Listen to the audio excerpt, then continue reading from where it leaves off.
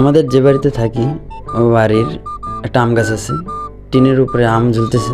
হঠাৎ বৃষ্টি, দুপুরবেলা বৃষ্টিতে সাথে সাথে বাতাসতে অনেকটা আম পড়লো। টাস করে আমটা নিয়ে নিলাম, নিয়ে বাসা নিয়ে আসলাম, বললাম এটা ভালো করে কেটে বানিয়ে দাও। সেও দেরি না করে আমটা বানানো শুরু করে দিল। আম কুচি কুচি করার পালা, ঝটপট করে কুচি কুচি করে ফেললো। কুচি কুচি করার পরে এখন এটাকে মশলা দিয়ে, বিভিন্ন মশলা দেওয়ার পরে ভালো করে হাত দিয়ে মাখিয়ে নিল। মাখানোর পরে কালারটা দেখেই মন চাইলো একটু খাই, জিভে জল চলে আসলো। তারপর একটু দেরি না করে একটু হাতে করে নিয়ে খাওয়া শুরু করে দিলাম।